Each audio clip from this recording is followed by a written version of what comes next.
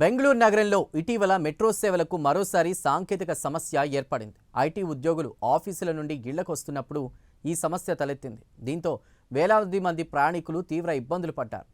కాగా ఐటీ ఉద్యోగులైతే లారీలు, ట్రక్కులు ఎక్కి ఇళ్లకు చేరుకున్నారు. ఇదిలా ఉంటే ఈ ఘటనపై బీజేపీ ఎంపీ తేజస్వి సూర్య స్పందించారు. బెంగళూరు పేరు గొప్ప, ఊరు దిబ్బగా ఉందన్నారు.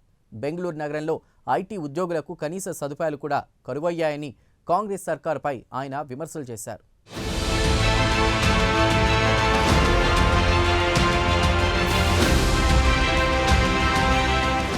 బెంగళూరు ఐటీ రంగానికి ప్రసిద్ధి.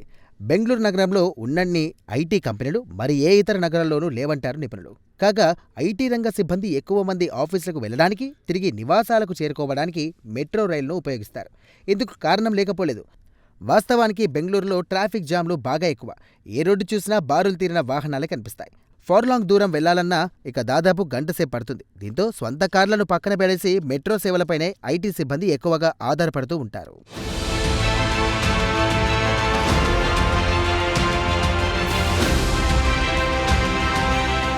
కాగా నమ్మ మెట్రో పర్స్లో ఇటీవల సాయంత్రం వేళ ఒక్కసారిగా తీవ్ర సాంకేతిక సమస్య తలెత్తింది. కాల్బాన్ పార్క్ మెట్రో స్టేషన్ సమీపాన ఈ సమస్య వచ్చింది. ఇక వేలాది మంది ఐటీ ఉద్యోగులు తీవ్ర ఇబ్బందులు పడ్డారు.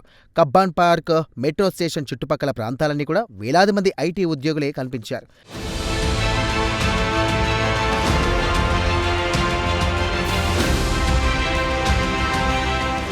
మెట్రో సేవలు తాత్కాలికంగా రద్దు కావడంతో ఆటోలు, క్యాబ్ల కోసం జనాలు ఎగబడ్డారు.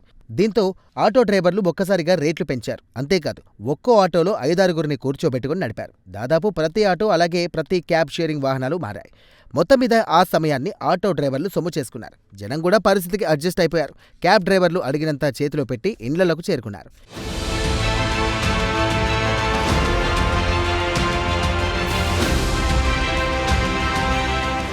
ఇదిలా ఉంటే ఐటీ ఉద్యోగులకు ఏం చేయాలో పాలుపోలేదు. ఇక ఎక్కువసేపు వెయిట్ చేస్తే ఇండ్లకు చేరుకోవడం కష్టమవుతుందని డిసైడ్ అయ్యారు. దీంతో లారీలు, ట్రక్కులు ఇలా ఏది దొరికితే అది ఎక్కి ఇండ్లకు బయలుదేరారు. అయితే చూసిన వారికి ఇదంతా వింతగా అనిపించింది. లక్షల రూపాయల వేతనాలు తీసుకునే ఐటీ ఉద్యోగులు ఇక లారీ టాపులపైకి ఎక్కి ప్రయాణం చేయడం చాలామందికి వింతగా అనిపించింది.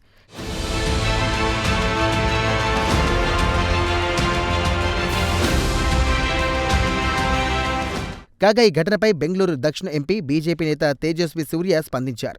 కర్ణాటకలోని కాంగ్రెస్ ప్రభుత్వంపై తీవ్ర స్థాయిలో విమర్శలు చేశారు.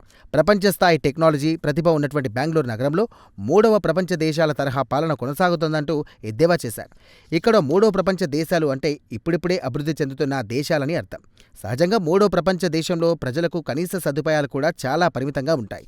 అంటే బెంగళూరు నగరం పేరుకు ఐటీలో టాప్, కానీ ఐటీ ఉద్యోగులకు వసతులు కల్పించడంలో చాలా వెనకబడి ఉందని తేజస్వి సూర్య ఎద్దేవా చేశారు.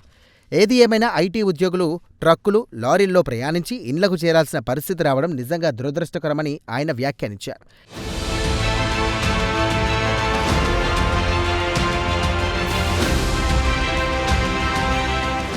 ఇదిలా ఉంటే మెట్రో రైల్లో ఏర్పడిన సాంకేతిక సమస్యలను నిపుణులు గుర్తించారు. ఈ నేపథ్యంలో సదరు సిబ్బంది వెంటనే రంగంలోకి దిగారు. రాత్రంతా యుద్ధ ప్రాతిపదికన మరమ్మతులు నిర్వహించారు. అనంతరం మర్నాడు తెల్లవారుజామున సాంకేతిక సమస్యను పూర్తిగా పరిష్కరించారు. దీంతో ఉదయం 8:30 నుండి పర్పుల్ లైన్లో మెట్రో సేవలను అధికారులు పునరుద్ధరించారు. ఈ నేపథ్యంలో మెట్రో ప్రయాణికులు ఊపిరి పీల్చుకున్నారు.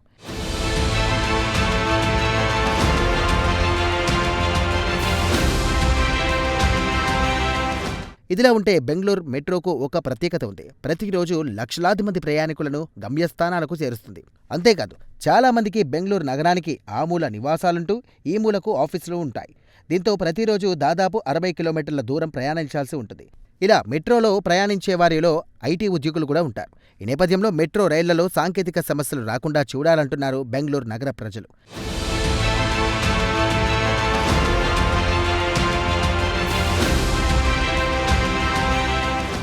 ఏది ఏమైనా మెట్రో సేవలు ఆగిపోవడంతో ఐటీ ఉద్యోగులు లారీలు, ట్రక్కులు ఎక్కక తప్పలేదు.